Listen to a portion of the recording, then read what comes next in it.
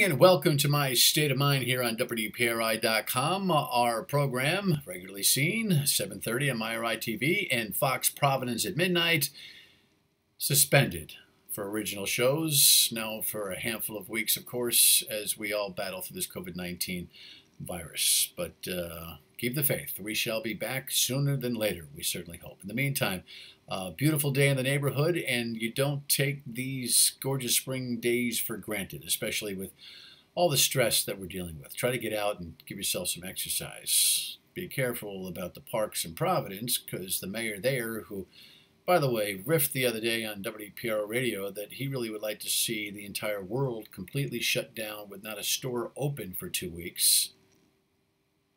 By the way, this guy wants to be your governor, Mayor Lorsa. It is that kind of consciousness that has advised his own draconian effort in Providence, well past that which the pretty tough authority figure, Governor Raimondo, has tried to do.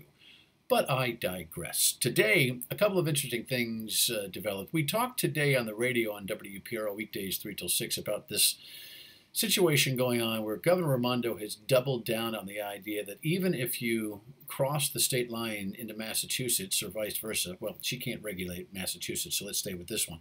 If she notes that you, say, live in East Providence and you pop over to Seekonk to go to the store real quick, when you return to Rhode Island, you need a quarantine for 14 days.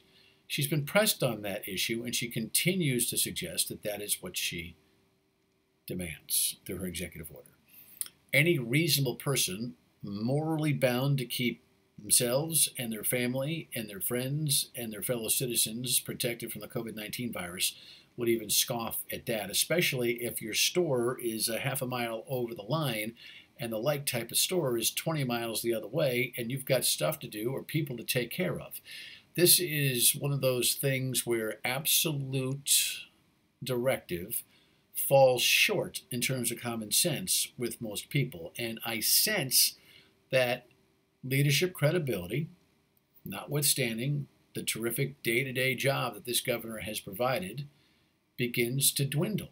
And I think she needs to stop, insulting us by suggesting that you're a 14-day quarantine for crossing the line to pick up a bag of groceries and hustle back to your home. So hopefully she finds a way to rethink it. I have a funny feeling she just doesn't trust that discretion would be used by the better part of the population. That happens when you end up in a management situation of a crisis and the tunnel becomes narrow. In the meantime, on that narrow tunnel, she's also issued an intent, covered extensively here on WPRI.com by our crack news team, that she wants to see tracing of our cell phones for those who test positive for COVID-19.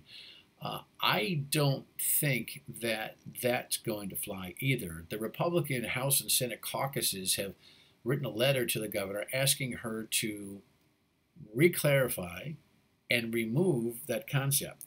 They say the statutes clearly prevented, a statute, in fact, that she signed herself that prohibited any kind of use of cell phone information in that way.